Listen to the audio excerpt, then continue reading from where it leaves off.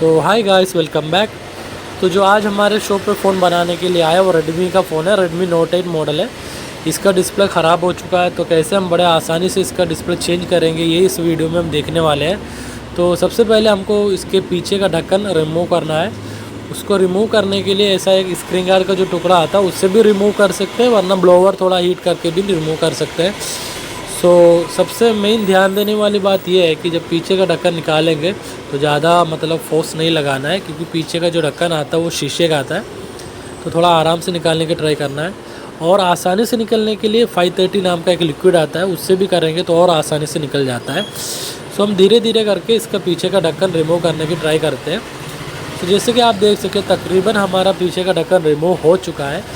इसके साइड में फिंगर भी आता है, तो उसको जब निकालने का टाइम रहता है तो थोड़ा आराम से निकालना चाहिए, कि ज़्यादा ट्राई करेंगे तो फिर वो टूट भी सकता है। हमारा पीछे का ढक्कन तकरीबन रिमूव हो चुका है। तो अब बारी आती है इसका डिस्प्ले रिमूव करने का। तो उसके पहले इसका जो बाकी स्क्रू बचा है उसको रिमूव करना पड़ेगा, क्योंकि वो स्क्रू रिमूव होने के बाद में ही हम उसका डिस्प्ले सेपरेट कर पाएंगे। और सबसे मेन इम्पॉर्टेंट बात यह है कि अगर कोई भी जैसे कि कोई भी मॉडल आपको जो बनाना नहीं आता है तो सबसे पहले ट्राई मत करो। सबसे पहले उसका रिलेटेड वीडियो देखो, कैसे करते हैं, कौन सा मेन पार्ट है, किधर नहीं छेड़ना है, क्या करना है, वो सब देखने के बाद में मोबाइल बनाने की ट्राई करो। क्योंकि बिना देखे अगर आप बनाने की ट्राई करोगे तो फिर बाद में वो नुकसान भी हो सकता है, फिर आपका ही लॉस होगा, फिर आपका जो कॉन्फिडेंस होता है वो गिर जाता है। तो सबसे पहले एक दो वीडियो उसके रिलेटेड वीडियो देखो, सीखो, उसके बाद में फिर ट्राई करो कि हाँ हमको कैसे निकालना है या किधर किधर अच्छे से ट्राई करने के लिए, ये सब देखने के बाद में ही आपको ट्राई करने की सोचना है। पहले ट्राई करोगे तो फिर अगर फेल हो जाओगे तो फिर आपका जो क्या बोलते हैं कॉन्फिडेंस गिर जाता है। तो सबसे पहले उसके बारे में देखो, समझो, सीखो, उसके बाद में बनाना ट्राई करना चाहिए।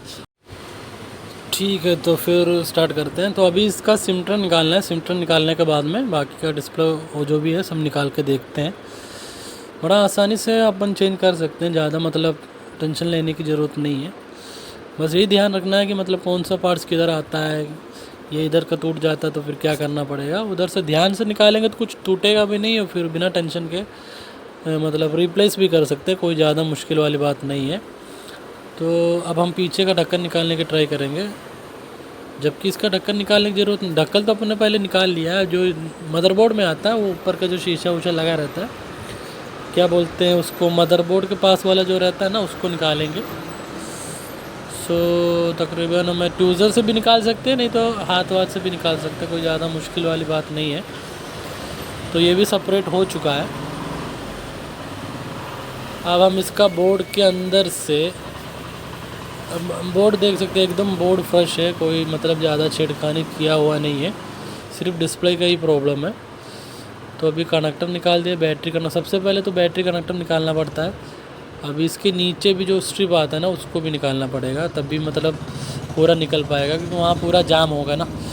ऐसे निकल जाएगा, लेकिन फिर बाद में डिस्प्ले जब लगाएंगे तो नीचे का जो रिंगर बॉक्स रहता है वो नहीं निकालेंगे, फिर बाद में प्रॉब्लम दे सकता है, तो फिर उसको भी निकालना पड़ेगा। तकरीबन ये नीचे बहुत ज़्यादा चपका रहता है ना, तो थोड़ा इसके लिए तो जो ये भी निकल गया है।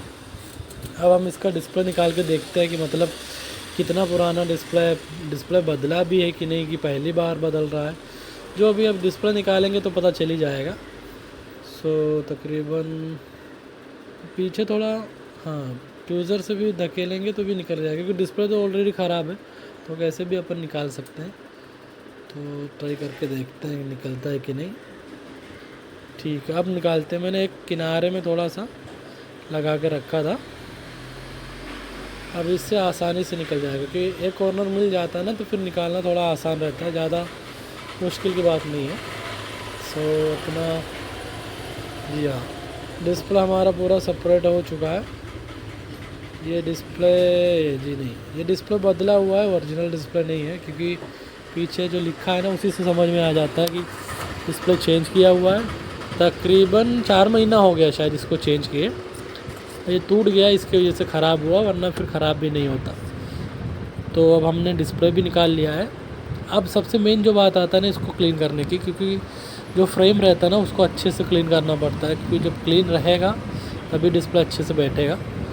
इसका जो चारों किनारा है, कॉर्नर सब भी है, उसको पूरा क्लीन करना है। क्लीन करने के बाद में देखते हैं जो हमने डिस्प्ले लेके आया है क्लैरिटी कैसा है, अच्छा काम कर रहा है कि नहीं है। तो थोड़ा टाइम लगता है क्लीन करने में, लेकिन आराम से करेंगे तो फिर वो भी क्लीन हो जाता है। ज़्यादा हम स्पीड में करने की कोशिश करेंगे तो फिर बाद में प्रॉब्लम भी दे सकता है। सो तकरीबन हमने क्लीन कर ही दिया है, थोड़ा और बचा है। पूरा क्लीन होने के बाद में फिर हम डिस्प्ले लगा के देखते हैं कि मतलब जो भी लेके आए डिस्प्ले सही से या बराबर से चल रहा है कि नहीं। जब चेक हो जाएगा तभी उसके बाद में फिट करने का, क्योंकि वरना फिर दिक्कत भी आ सकता है ना, अभी कोई भी प्रॉब्लम आ सकता है। तो जब एकदम से क्लीन हो जाए, अभी जो ऊपर है ना कैमरा के उस तरफ ही थोड़ा ज़्यादा ही कम लग रहा है। सो उधर भी हमने क्लीन कर ही दिया है। कपड़े से क्लीन करेंगे तो और अच्छे से मतलब क्लीन हो जाएगा। क्या है ना, मेन कहीं से डिस्प्ले लगाते हैं उसमें ज़्यादा गम वम लगा देते हैं ना चिपकाने वाला, तो इसके वजह से ज़्यादा मुश्किल देता है। बाकी आप देख सकते हैं पूरा सेपरेट करके रखा हुआ है डिस्प्ले उस्प्ले जो भी है। सो हमारा तकरीबन कंप्लीट हो चुका है।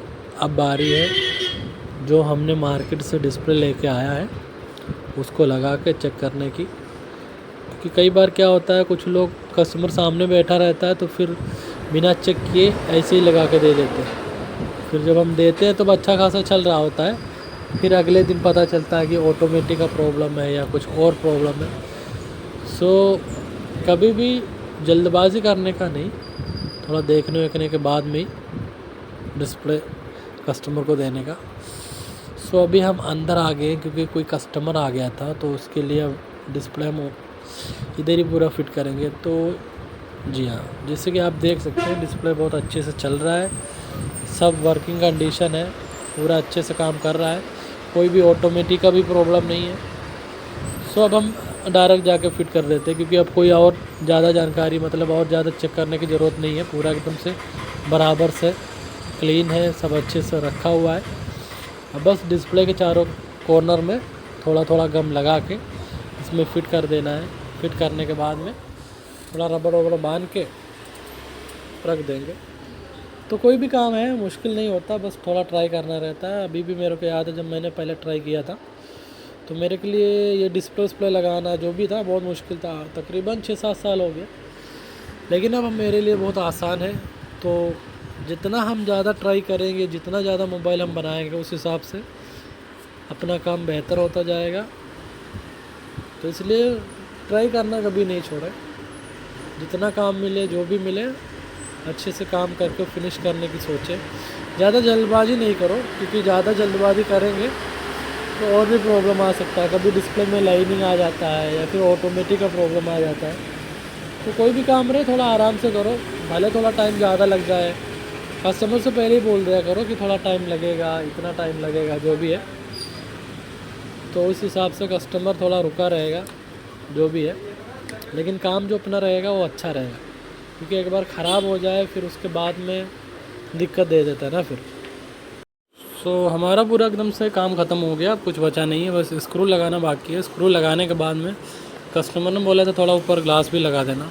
तो आजकल ज़्यादातर शो में ऐसा होता है कि डिस्प्ले लगा के कस्टमर को दे देते, बोलते 2 घंटा बाद रबड़ निकालना, 1 घंटा बाद रबड़ निकालना, मतलब ग्लास व्लास बिना लगाए दे देते हैं, क्योंकि उनको डाउट रहता है कि लगा देंगे तो फिर ऑटोमेटिक का प्रॉब्लम होगा जो भी है।